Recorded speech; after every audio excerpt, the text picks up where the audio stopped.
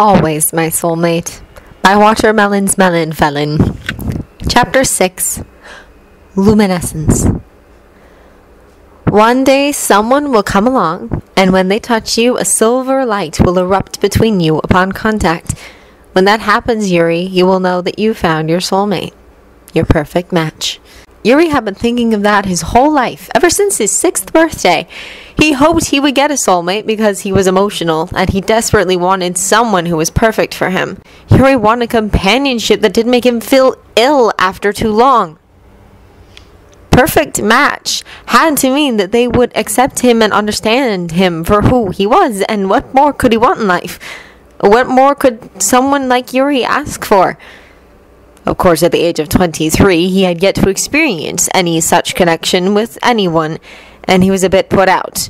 But he had hope, and that hope was always lingering in the back of his mind. Also, he had more important things to consider right now. Soulmates could wait until later.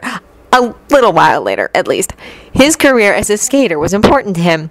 Just when he'd been ready to give up, his idol appeared. Victor Nikiforov appeared one day and exuberantly told him that they would be working together to get Yuri into the Grand Prix final, and that he would win. And Yuri was properly skeptical because he'd finished dead last in the last Grand Prix, and his shame was on display for the world to see. He wasn't proud, and he didn't have the confidence to go through with more.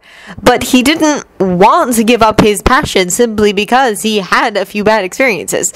The competitiveness within refused to concede defeat. He sighed as he placed the final box on the floor. Victor Nikiforov apparently had to bring all of Russia with him on his trip to Japan. The room he would be using was simply covered in boxes, and Yuri had no idea where the man was going to put anything, but he wasn't going to pry. Yuri! One moment he was kneeling floor, and the next, Victor was in his personal space, sliding his long and thin fingers around Yuri's right wrist, while the fingers on his other hand tipped the brunette's chin upward so they could look at each other. It was an intimate sort of touch that Yuri hadn't been expecting and was flustered over immediately. And that was when it happened. The bright silver light that Yuri had heard so much about in his childhood. His chin and hand felt warm under Victor's caresses, and the breath was short in his lungs. Victor's blue eyes were wide with shock at the revelation, and Yuri watched as those eyes suddenly went wider, but with amazement and interest. Interesting. Yuri didn't move a muscle. He didn't really know what to do at the moment. He just learned that the man he'd admired for the past 13 years, his idol, one of the best figure skaters in the world, was his soulmate. It shouldn't be shocking that he didn't know what to do. What did soulmates do when meeting each other? This whole situation was very awkward. He fidgeted, and Victor was finally kind enough to let go. It seems, the older man nearly purred, that we are going to become very close there, Yuri.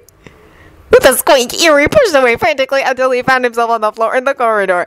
And when Victor did not move from his spot, Yuri stood and fled to his room, his sanctuary.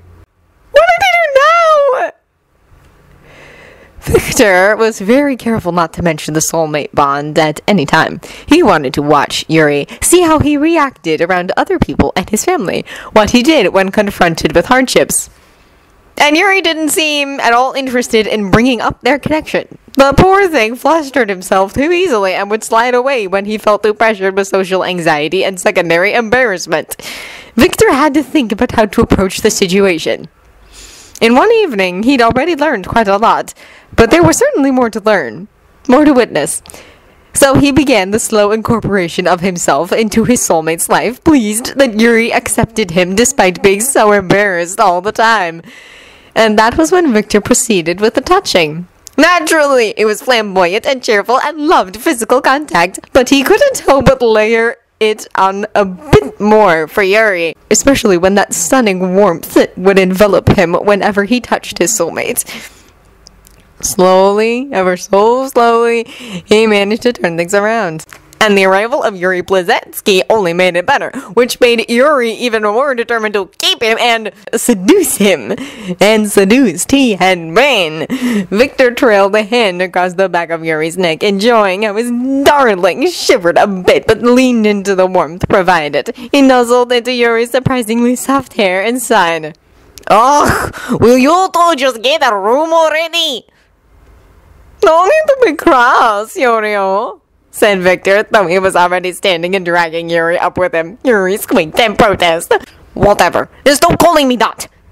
Victor merely stuck out his tongue as he led a blushing Yuri from the room. It was time to once again make Yuri's room shine with their shared luminescence.